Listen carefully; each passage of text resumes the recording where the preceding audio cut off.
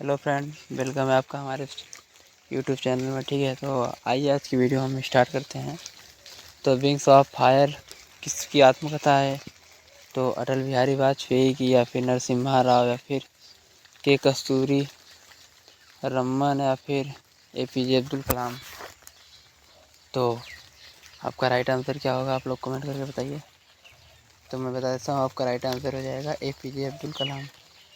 ठीक है, wings of fire उन्हीं की कथा है। ठीक है, आत्मकथा। उसके बाद है, निम्नलिखित में से किस एक में सर्वोच्च विशिष्ट ऊष्म मान होता है? तो कांच या तांबा या शीशा या फिर जल। तो आपका राइट आंसर है जल। ठीक है, उसके बाद है,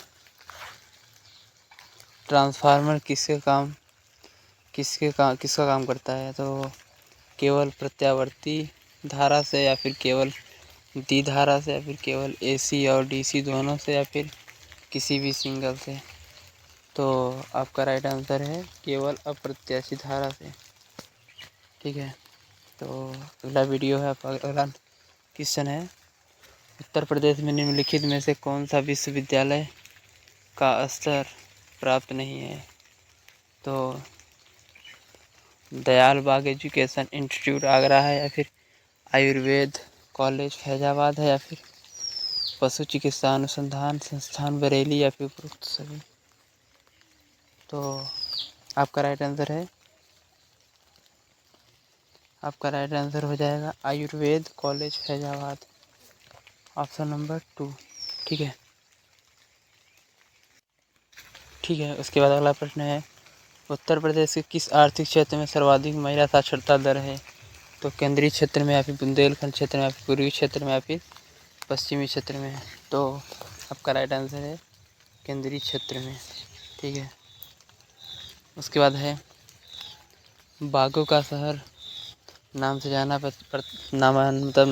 जाता है, उत्तर प्रदेश का कौन सा जिला है वो? तो लखनऊ या वाराणसी या इलाहाबाद या फिर आगरा। तो आपका राइट आंसर हो जाएगा लखनऊ।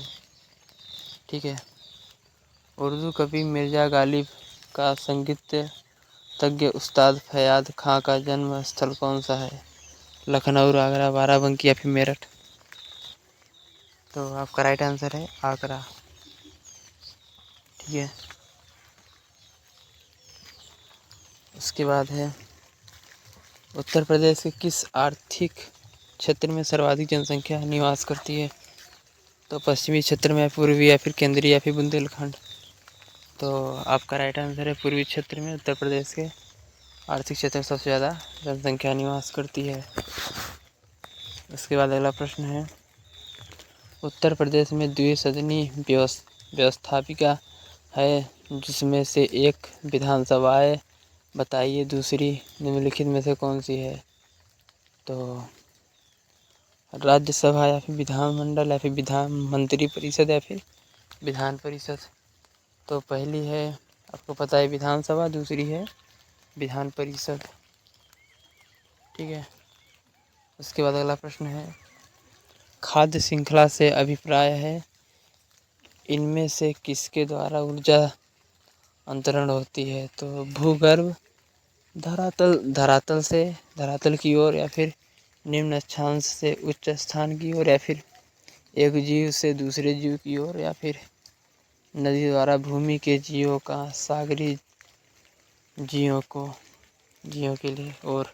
ठीक है, तो आपका राइट आंसर हो जाएगा एक जीव से दूसरे जीव की ओर। ठीक है,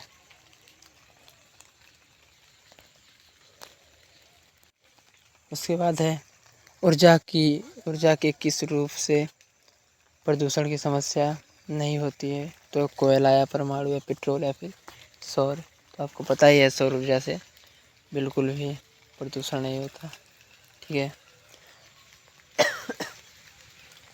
तो बाढ़ रोका जा सकता है स्थल को ढालदार बनाकर, या फिर जल अनावरण को हटाकर, या फिर वनों को काटकर। तो पेड़ों को काटने से क्या होगा भाई? नदियों पर बांध बनाकर, वो फिर वृक्षारोपण करके। ये आपका राइट आंसर है। ठीक है। उसके बाद है वहाँ संविधान संशोधन जिसके अनुसार जीएसटी पारित किया गया। तो 101 वहाँ है, फिर 102 है, फिर 97, फिर 95। तो आप लोग कमेंट करके आंसर बताइए। तो आपका राइट आंसर है 101 संविधान संशोधन में जीएसटी को पारित किया गया था। उसके बाद है निम्नलिखित में से किसी कंपनी 2040 तक कार्बन न्यूट्रल होने की घोषणा की है। तो टाटा मोटर्स या फिर मारुति या फिर महिंद्रा एंड महिंद्रा या फिर टोयोटा। तो आपका राइट आंसर है महिंद्रा एंड महिंद्रा, ठीक है।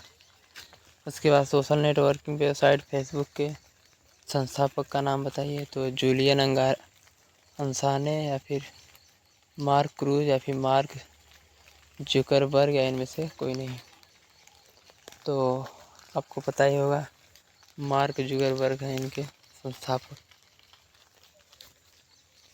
केंद्रीय चावल अनुसंधान कहाँ अवस्थित है।